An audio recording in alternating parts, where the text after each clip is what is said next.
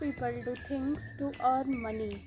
But did you know that in the eyes of CBSE, a doctor treating a patient, an employee working at Google, and a shopkeeper selling groceries are doing three completely different things?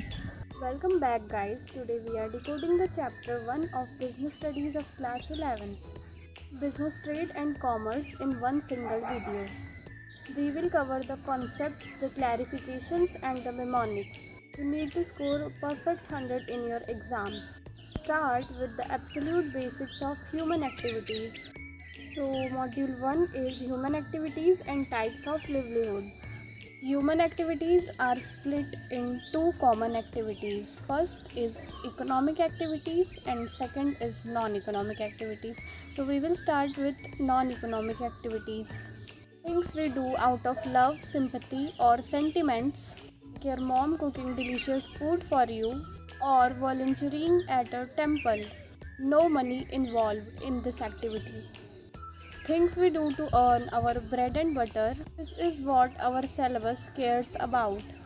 First one is producing or selling and buying of goods and services to earn profit. Think Sell Bezos or your local kirana shop owner. Second one is profession, activities that requires special knowledge and a professional degree. Think about doctors, lawyers or chartered accountants. And third is employment, working for someone under a salary. Think a software engineer at TCS or a bank manager. Module 2 is what makes a business a business. Characteristics of it has to satisfy 7 distinct features. Write down this in your copy right now.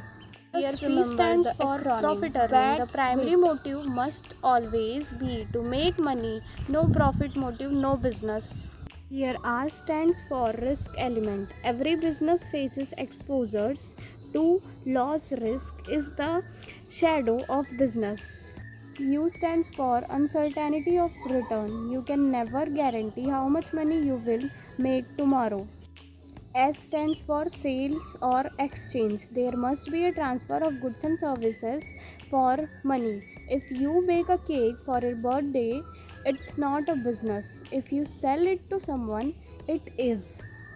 T stands for dealings on regular basis. One single transaction does not make a business. If you sell your old phone once, it's not a business. If you buy and sell phones every day, it is.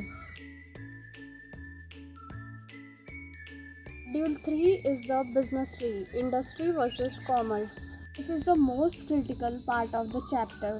Let's look at the first big branch, industry. It is all about production and processing. It is divided into 3 levels. Level 1 is primary industry, dealing directly with nature. This includes extractive like mining or fishing and genetic like plant nurseries or cattle breeding. Second level is secondary industry, taking raw materials from primary industry and converting them into finished products. This includes manufacturing, making sugar from sugarcane, and construction, building roads and dams. Third level is tertiary industry, the support system that provides services to keep things running smoothly.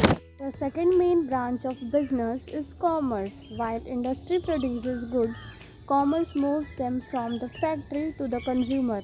Commerce is the sum of trade and auxiliaries to trade.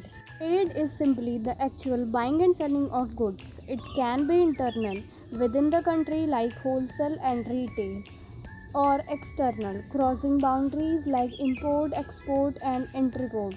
How do goods travel from a factory in Gujarat to a consumer in Assam? Enter auxiliaries to trade, the service provider that remove all hurdles. Banking removes the hurdle of finance. Advertising removes the hurdle of information. Transport removes the hurdle of place. Warehousing removes the hurdle of time or storage.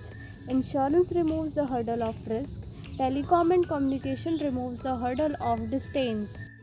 Module 4, Business Risks and its Causes. No business is smooth sailing. There are 4 main causes. Natural causes. Things human can't control: floods, earthquakes, heavy rains, ruining stock. Human causes: employee dishonesty, strikes, theft, or carelessness. Economic causes: market changes like a shift in consumer fashion, a rise in government taxes, or a computer dropping their prices.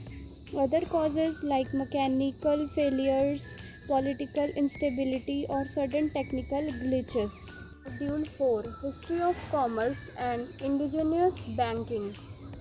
Finally, let's look at a quick historical context. Long before modern banks existed, ancient India had a thriving commercial system. We used indigenous banking system where silver and gold coins were exchanged. A merchant communities like the Marwaris and Chettiars ruled the markets. The most famous tool of that era was the hundi. A hundi was an ancient bill of exchange or a promissory note used by merchants to buy goods on credit or transfer money safely from one city to another without carrying heavy goods. Because of this massive trade network, ancient India was globally known as a Swarna Bhumi or the Golden Bird. You know the activities, the characteristics, the business tree, and the risk. Before you go, here is your quick test. If a factory manufactures cars, tires, which type of industry does it belong to? Drop your answers in the comments right now and I will heard the correct one. If this video made your preparation easier, see you in chapter 2nd.